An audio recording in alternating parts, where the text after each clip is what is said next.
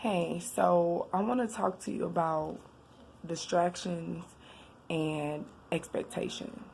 So I found that while finding myself, that I had to cut out a lot of distractions. I'm gonna talk about the negative, and I'm gonna talk about the positive aspect of distractions because everything is not negative. There's positive to things as well. So I started cutting out phone conversations with family members and friends because of the things that they chose to talk about that was unpleasing to me or to my soul. Just basically, a lot of maybe gossip or, self conflict issues. Um, at the time before now, I couldn't help. So it was, even if I was giving great advice, it was, it was kind of disturbing. It made me feel some type of way as if though I went through the situation that they were going through, or it brought feelings upon me like that. So anyway, getting to the point.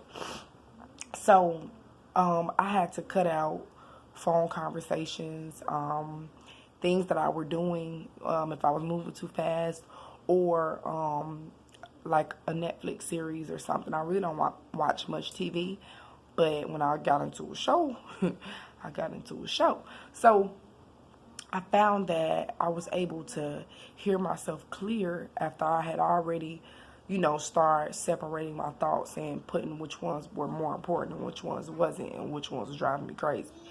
So,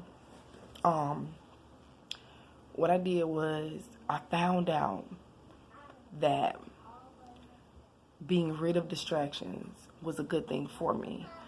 But the positive part about the distraction was when you start to find yourself, you start noticing things around you happening in sequence and steps, and those signs are also sometimes pinpoints on the map for you to navigate through life. So we'll talk about that another time. So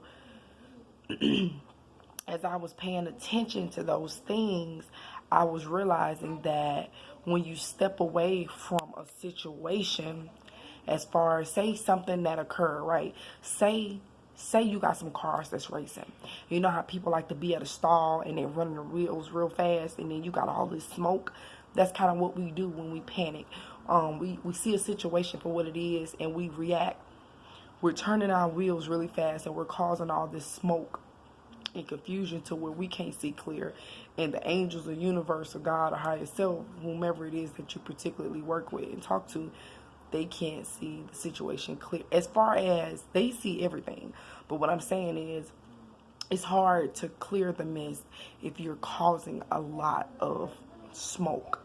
So as I realized, cutting out distraction or adding it to my life was best only in those situations to where I was panicking.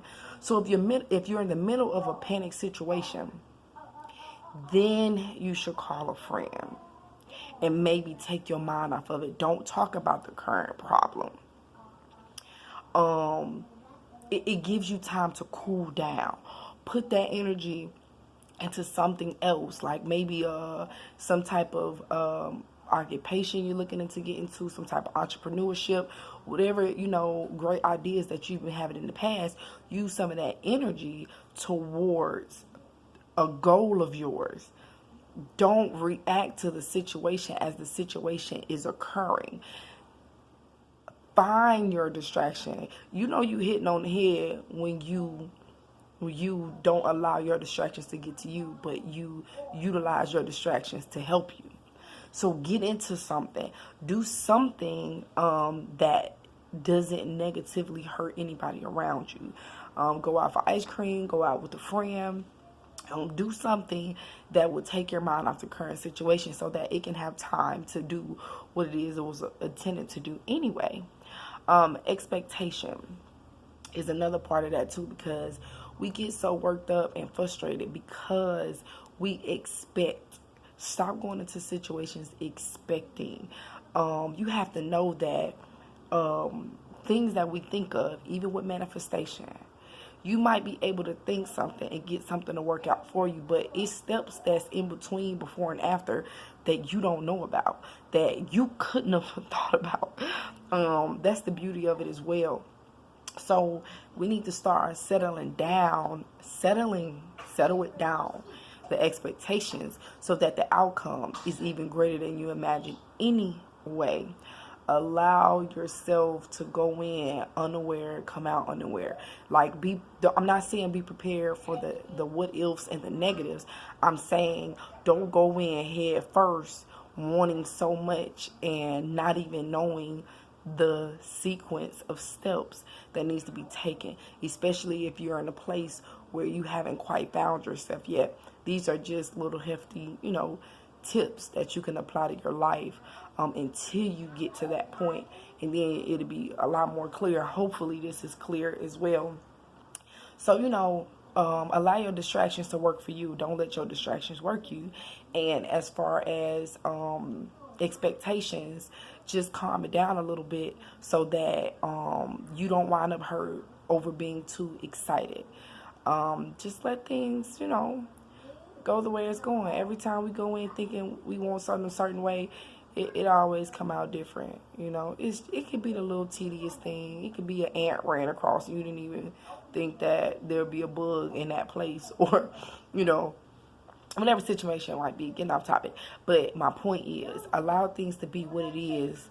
Don't over expect. Just take it for what it is. Take heed and look at each situation in different perspectives.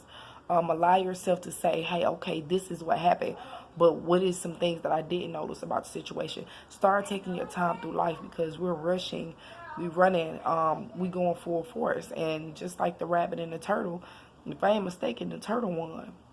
And it's because he moved at a slower pace. I don't remember how the story went, but just start moving a lot slower than the way that we normally typically move. We moving too fast. We doing too much too fast. We're still babies running around in this world that we have, basically no idea about. It's a great big world, and it's a lot to learn. So take your time. On that note, good night.